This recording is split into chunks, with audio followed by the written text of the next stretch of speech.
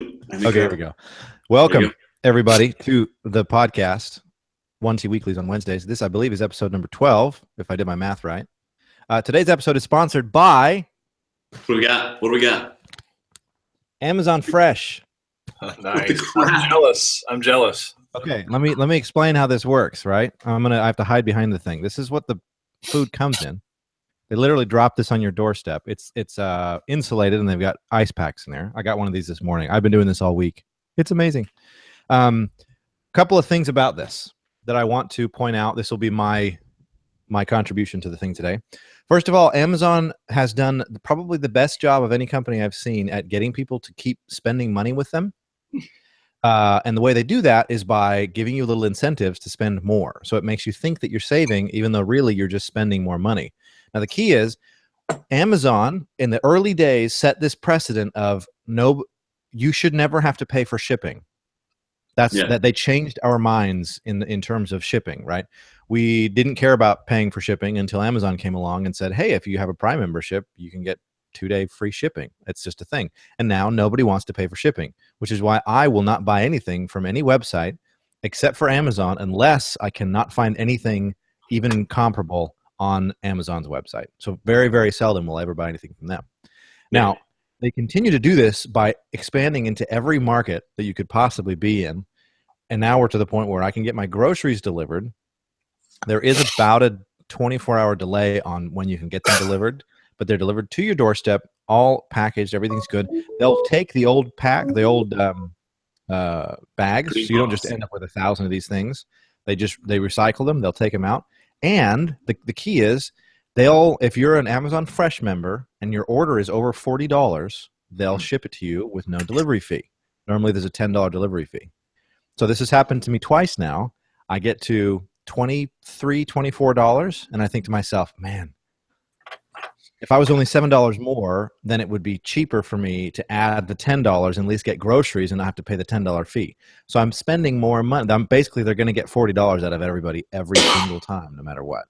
So it's brilliant. So I think in terms of the application for business, I think the more you can get people to spend more money with you, you just got to watch these different companies that are doing things like this, where it's give them incentive to bridge that gap, right? You say, here's this shipping is a perfect one. Delivery fee if you're not above this amount, but if you're above that amount, we'll give you all sorts of free stuff. Right. So that's my thing on Amazon Fresh. It's brilliant. Plus, they just changed the pricing model.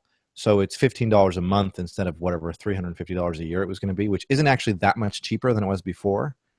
But they've made it seem like it's less because it's only $15 a month. Plus, if you do the $40 thing, it's free, basically free grocery delivery, as long as you're paying for over $40 a piece, which is usually easy. If you get groceries delivered once a week, I get them delivered like 3 times a week.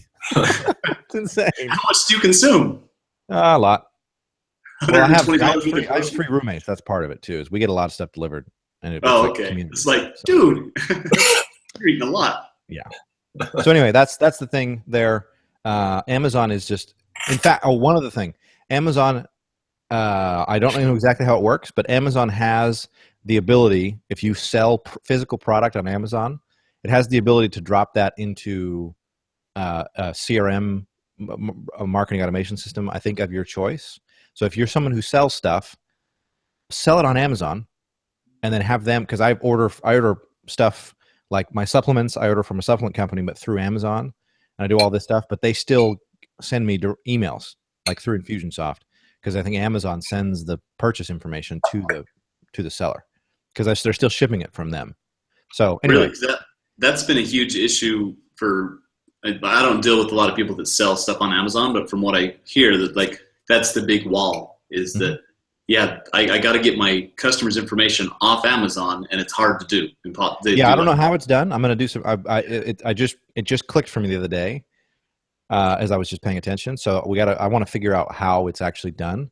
It's probably some kind of third-party integration system, but I don't think it's definitely not impossible, because that information is getting transferred over, and I'm getting emailed, it's beautiful, because then you don't have to deal with the huge block of having a web store where you're selling stuff online, which is, why don't I just go buy something that's just like that on Amazon and don't have to pay for shipping? Yeah. Yeah, if you could, let me know how you find if you find anything out on that. I'd love to. Will do. That'd be cool. What I've heard is it is really a big bunch of hoops to jump through to get your stuff on Amazon. I think it's worth it though. It could be. Think about the infrastructure of Amazon and like all of their retargeting stuff. Like it's totally worth it. I'm just saying that so that if one of you guys goes to get something on Amazon, oh yeah, don't give up because you might have to do some waiting and some working. It's like apparently like worse than dealing with the IRS from 20 years ago. Oh, that was how it was described to me. All right, good. Selling products sounds like a root canal to me anyway. So that's good because what that means is Amazon resellers, Amazon merchants are not watered down with a bunch of do-nothing ho-hums. So if you are serious and you have a real business, do it. Jump through the hoops because it's going to be like a good environment for you to be in because they make you jump through so many hoops. So awesome. Cool. All right. So John had some things I want to talk about, some voting stuff and some other things, tracking and stuff. So John, why don't you take us away into your brainchild? Okay, wait. You know I love John, but if we're going to shift over to voting stuff, Brett, you set a timer. Okay. Good call. I mean that with all the love and respect I could possibly muster, John. Yeah, it's not about you, John. It's about voting. Do this without the veins on my forehead popping out. Good luck. Well, truth be told, I think you and I both, Ross, have been watching John on Facebook of late. I think that's probably part where that comes from. It might be. All right, timer on. I'm giving you an extra, by the way. I'm gonna do my own little introduction. Like this section is brought to you by this little piece of plastic. It is called the form card. You can see like the little logo there, form card. It's probably backwards. It was a Kickstarter thing, and you dip it in hot water, and then you can reshape it. And it. Oh yeah. And I've actually finally found one use for it, but I can't tell you what it is because it's not appropriate. What? What? Oh. I had to repair something that I won't go into detail what it is, but let's just say that it's not something that is legal in the state yet. So that's all. All right. So now everybody knows what you're talking about. Perfect. Yeah. Just hilarious. I'm talking about raisins. That's what it is. That's what raisins. I hate raisins anyway. All right. So first thing we're going to talk about something.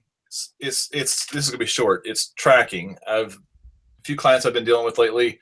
Oh, they're like, oh yeah, we've got tracking. We've got the Infusionsoft Pixel going on. We got our Google stuff turned on. Jesus.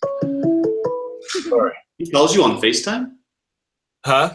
No, that's GoDaddy. Oh, that's a totally different person. Hangouts. So tracking. We got, back when I first started with Infusionsoft, you had Infusionsoft, you had your website, and building tracking, all that was pretty easy. Well, now all these clients have got lead pages, optimized press, ClickFunnels, and all these other third-party tools. You got to build a way, you have to, and it's not easy to do. Let me just say this. You have to build a way to, if you have people jumping through the hoops of going through these different places, external places, you got to track it. You got to know where they're falling off, where it's all going on. There's lots of different ways you can do it with Mixpanel. I use a custom JavaScript setup to take UTM parameters. Like if they go to the first page, lead page, and they don't opt in, and then they click on something and it takes them to the next thing, and it's somewhere offsite on something like lead ClickFunnels or something. And ClickFunnels doesn't know where they came from because the UTM parameters got stripped out. If you're doing AdWords or if you're doing Facebook ads. Anyway. Anybody wants to reach out to me, I can give them the JavaScript that I use, and it works just about everywhere that you can use JavaScript. But you got to be doing it. You got to be tracking across all these different external tools that we use. That's all. That's all. I got. One question: have you found that that the effort that it takes to be holistic in terms of your tracking is worth the outcome that you get versus? So basically, because you're spending time to get it all set up. So is that time? Have you found that your time is best spent setting up tracking? I'm playing devil's advocate here because you know how I feel about tracking. But what in terms of like if you're talking to a business owner and they're like, but I could be spending my time doing all this stuff. Like, what's the trade-off in terms of like All right, what here's you're the deal. getting? Once it's set up, you don't have to do it anymore. It's set up and it's working. It's not hard to set up. It's hard to figure out. I've got tools that work. And because the reason I say this, especially if you've got somebody doing Facebook ads for you or that kind of thing, if you're at that level, he's got to know what's working. He or she has to know what's working. And without that, you're just throwing money at, spend this money on ads, and, half of it, the whole thing, half my marketing's working and half isn't. I just don't know which half is, doing. It's the same, that's what happens if you don't have that data. And if you're doing some complex, anything in AdWords or anything in YouTube advertising or Facebook, if you're doing anything, if you're doing more than one ad, you've got to track them and know what's working. Not just what's working from Facebook's side of things, but you need to be able to see it in your own tracking.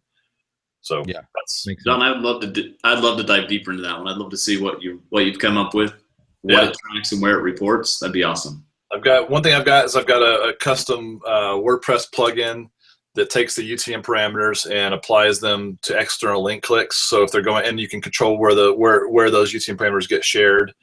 And then I've also got JavaScript that I use where I can't, if I'm using someplace where I can't use WordPress. The only place I run into problems are some of the newer tools that don't let you do JavaScript.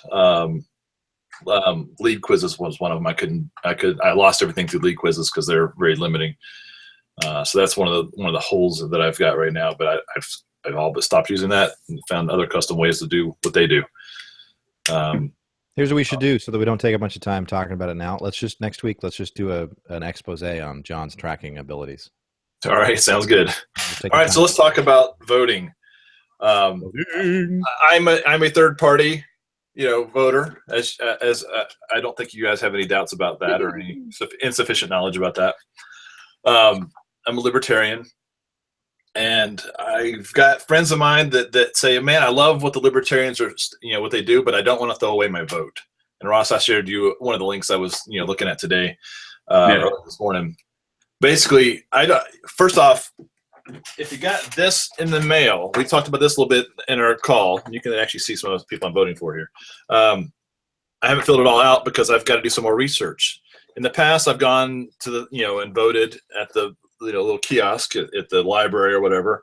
And I've always thought that it was a terrible way to vote because you end up with this stuff on the back page that, shall the Utah Constitution be amended to make a technical wording change in the oath of office that elected and appointed officers are required to take? What the hell is that? And if I'm standing there at the little kiosk, I don't know what it is. I'm not going to pull my phone out and look. I'm going to either leave it blank or pick one. This allows you to do the research. And I know some of us really hate the idea of extra work, homework, as somebody put it. This guy. This guy right there. Anyway, if you've got these, you got to mail it in by November 4th. I hope I'm not pulling a Trump and getting some stupid date right there, but do the research and figure out what your mind. What did you say, Ross? 7th. It's got to be. I think this has to be mailed in by the 4th, though, right? No, mine said postmarked by the 7th. Postmarked by the 7th. Okay, somewhere I thought mine said that. All right, so good. Well, if you get in by the 4th, you're even better. Then you know you're solid. Yeah. And do whatever you can when you turn. I hate to say it, this is the conspiracy theory kind of side of me, but people are assholes. And just because you've had the same mailman for years, I myself have a bunch of Gary Johnson signs in my yard, and he may not like that, and he may make a federal, break the federal law and make my vote disappear. So take it and turn it in the safest place possible. The other side of it is your vote counts, but not like you think it does. And vote your conscience, because the idea that throwing away, if you're not voting for Hillary or Trump in this case, that you're throwing away your vote is the most ridiculous thing I've heard. No, I've heard worse, but it's pretty stupid. It's pretty stupid because your vote's not going to change anything. I promise you that. The way our system works with electoral college, especially on the level of president, your vote's not changing anything with those two. If you're voting your conscience and you still vote for those two, then rock on, you've done your job. But if you're voting for the lesser of two evils, you have failed in your voting responsibility. You got to vote your heart, vote your conscience, and know who you're voting for. That's all. That's as far as I'm going to bring that. I think about 10 minutes anyway. No, I think I agree with you completely. I think it's like vote not just because, like, the excuse "I'm not going to vote because it doesn't count" is lame because it misses the point, right? I don't think the point necessarily, because we're not really under any. We shouldn't be under any sort of false impression that our vote is counted in the we're going to count up all the people in the United States and whoever has the most votes wins. Right? I think we all learned that in like 5th grade or whatever. But that's not the way it works. We may have varying understandings and degrees of understanding of what it is, but I think voting is more about the act of doing it, about you making your voice heard. Because at the end of the day, even somebody gets elected, they do count all of the votes, like from the general population, and it's good. Like you want to get America needs to have a good. We all need to have a good understanding, a good litmus test of where the country stands. I think when you have that stuff counted and people are voting for who they support, and not just who they don't support the least. Right. That's exactly it. And here's a little bit of interesting information, and how over the long term that your vote is way more important than you give it credit for, and myself included, as I've discovered this, is that these third parties, the voices are heard loud and clear by the dominant parties. For example, the Socialist Party, I think founded in 1916, all the tenets of the Socialist Party, because they have been the most successful party to date, third party to date, as far as the tenets of their beliefs have actually been injected into the Democratic and the Republican Party both. Mostly the Democratic Party, but over the course of decades, we're talking about, right? Because of those voices, because of those votes were so over the years were so there's so many of them. These guys are not stupid. They know they need to listen to what the people want, to a degree anyway. They do. But my point is, it does change things. It may not change things by the person sitting up in the White House for the next 4 years, but it does affect policy moving forward. And those voices and those votes do get heard. So vote your conscience. Awesome. Any thoughts, Ross? I'll put my stamp of approval on everything John said, and then I'm going to become a really quick hypocrite. I vote because I love the nation I live in. I love the freedoms I have. And in the same sentence, I want to say, I wish there was something that you could do that as you cast your ballot, that would be the only way that allows you to post on this issue on any social media. So I would like to promote the freedom of speech for those who don't act on their other freedoms. Like, you use this freedom, okay. But if you don't use your freedom to vote, you no longer have freedom of speech. So there's my socialist communist effort to become a better citizen. I love it. Anyway, I'll just try to leave it at that. But I've seen more than one way that people express that exact same thing. Like, you don't vote, don't lie. And I'm like, everyone's got their freedoms, but it would be fun to tie those together. Yep. Perfect timing. I like Timer that. just ran out. Last thoughts, quick, before we go to Ross. Or set my piece. Ross, it's you. What do we got? So this was just more of a win that I had in my business lately. That it's one of those I'm like, I wish I would have even done it a little bit sooner, but it was an evolutionary process. So as you know, I credit a lot of the growth of my business last year and this year to the more systems I put in place, the better the business functions, the more revenue comes in, and just the happier I am. And I've had these in existence, and they've kind of been some in Google Docs, some in Asana. There was actually one or two of them just lingering in email, and some in Infusionsoft. They were all over the place. And as they've been growing, I'm like, I discovered I made a system twice. And I'm like, well, that was embarrassing. I've got to get a good library. So last week, my project manager and I opened up a Google Doc and we started listing all the known ones. And listing the known ones caused a brainstorm to help identify a whole bunch of unknown ones. I was surprised how many more that there were. And now we're taking that Google Doc, quickly linking up all of the known systems we have in there.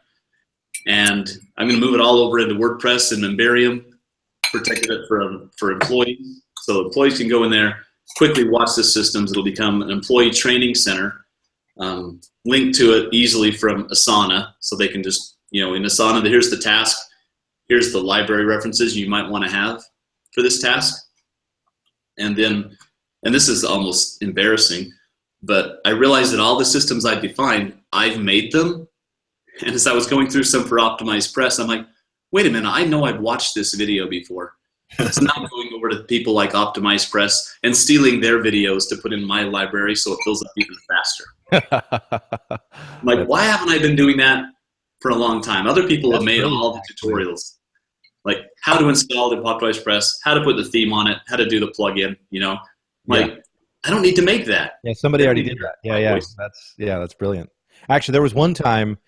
It's funny that we don't do that more often, because every once in a while I'll have these same thing. I'll have these moments of clarity when I'm talking with a client where they're like, "How do I do this?"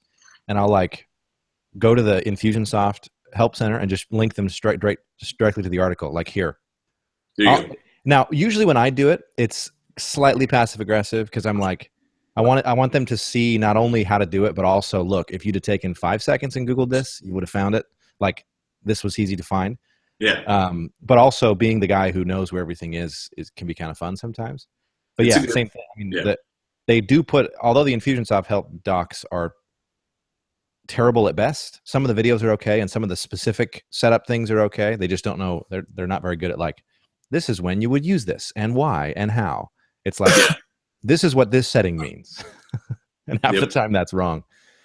So hey, Brett, on your passive aggressiveness. I'm sure you've used this. I think you and I even talked about this right around the time we first met, but lmgtfy.com. LMGTFY? Yeah. Hang on. Let me Google that for you. Yeah, that's exactly right. Oh, yeah, let me Google that for you. It's one of my favorites. It's one of we have talked an ass. Yeah, it's awesome. And when you send it to someone, it like even shows exactly what you're doing. Basically, the idea is you send them a link. You go and search it for them, and then you send them this "let me Google that for you" link, and then just like Ross said, it shows the cursor going typing it in. And it's the ultimate backend. Yeah, I'm totally gonna use that. And it looks like I haven't used it in a while. They've added Bing and Yahoo and some other things to it now. It looks like. Have they really? Yeah. Let me Bing that for you. So some of the time, like it actually turns out to be here. Hang on, I'm getting. We're getting choppy. Some of the time, I got cut out for a sec. Let me Google that for you. It takes up a little bit too much bandwidth. I think. I guess. Evidently. Some of the time, being able to quickly find answers actually works out as a service to you. In fact, I think. Just something real quick that's sort of come up again today, and that I've always tried to employ in my career when I'm freelancing and as well as when I'm consulting, is understanding the difference between what a customer needs to know and what's true. Like the buffer that you give between them and what's actually happening, it actually can work to your advantage a lot. If you know how to Google things really well, you can be the smart guy without having to do the work to become the smart guy, because you know how to find the answer better than they do. So in some instances, it's like find the answer. Say what? That's what makes you the smart guy, is being able to get to the answer where other people can't. Exactly. Yep. And if I can get to the answer faster, even than somebody who already should know it off the top of their head, then I end up being the smart guy. So it's like there's a balance there, right? Sometimes it's like, for me, usually it's you send me way too many dumb questions, and that's when I get passive aggressive. Is when I'm like, okay, really?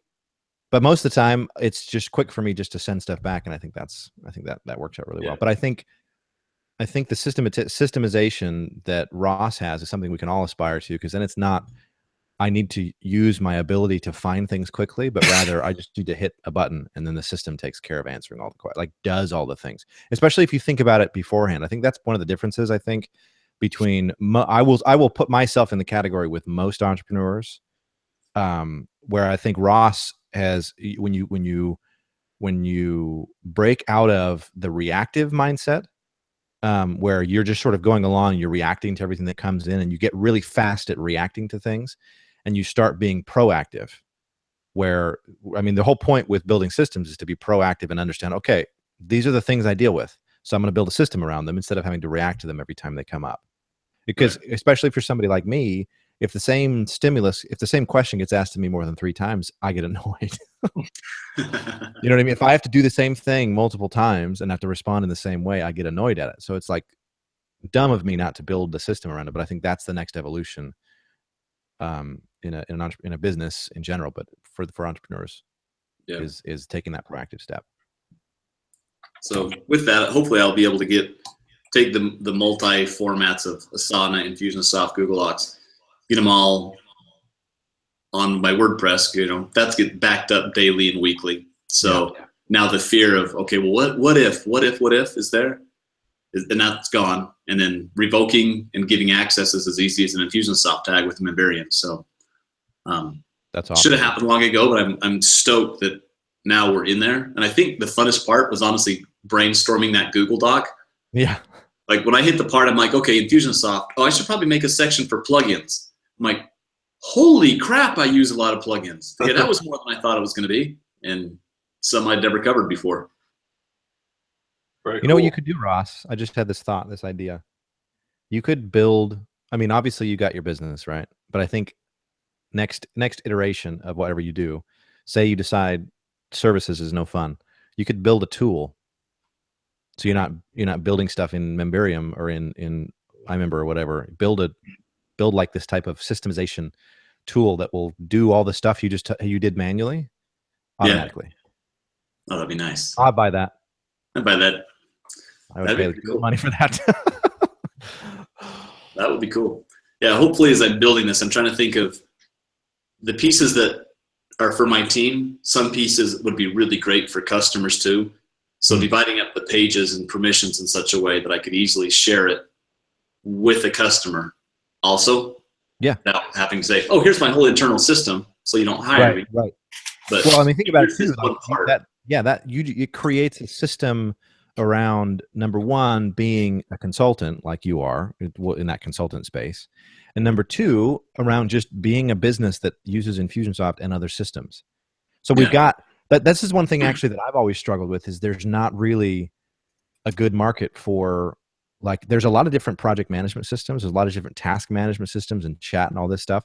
And usually what ends up happening is if you're an Infusionsoft user, you have to cobble together a couple of different systems along with Infusionsoft to make everything work. Whereas if there was a system that was designed specifically for people that use Infusionsoft, this is a project management system that deals for this particular type of thing, I think the more specific people get in these types of apps, the better off they end up being. Because I haven't found one yet that I stick with, because there's always some caveat. There's always some other manual piece that I have to handle. Usually it's Infusionsoft's fault because they're not as easy to integrate with.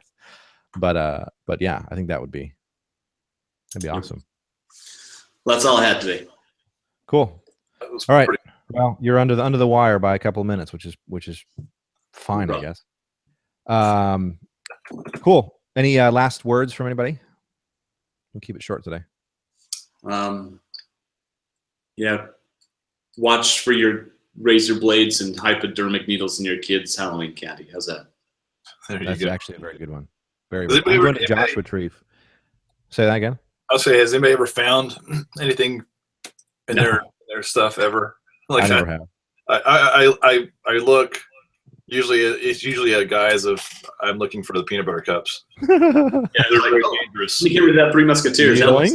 This one definitely has a razor in it. I'm gonna have to go inspect this. Anything bigger than you'd have to just say anything that's bigger than fun size has a possibility of a razor in it. I need to confiscate that. That's C4 right there. And then they all have razors in them. That's how we perpetuate the myth that there are razors in the candy. I actually haven't. gone trick or treating or even gotten any candy, like, well, I don't have kids, so it's not even a thing that I'd ever do. The closest thing to a Halloween style thing that I do is every year now at the gym that I work out at, they do a costume party where you show up and train in a costume. It is one of the funniest things that you'll ever see, because there's these people, we show up and then we like spar, but we're like in full costume. It's hilarious. That I see a video of that. that dinosaur costume that's going around. Oh yeah. I love it. T-Rex with the little arms. Things I've seen, like the rollerblades and snowboarders and they're the funniest videos out there. That one stupid dinosaur costume. Like, I gotta get one. Yeah, it's amazing. I missed this. I have to go check this out. Yeah, it's all over YouTube. You can just check it out. It's hilarious. Let me Google that for you. Yeah. Yeah, LM2I, whatever. Gurgle. Cool, guys. Well, thanks again for joining. Anybody who's watching, we appreciate you guys watching. Check out all that we've got. Next week we'll do a little expose, if you will, we'll have John take us through some of the tracking stuff that he does. There's my timer. And as we continue to go, we'll show more stuff. We'll talk about more stuff. We want to keep the balance of sort of the mindset around business and the mindset around how to build your business and do things and make sure your mind's right, but also the practicality of it. And like, this is how it's done. So I think as we continue to go, we're going to have a good time and we'll just rock it out. So thanks again, guys. See y'all next week. Love it. Thank you.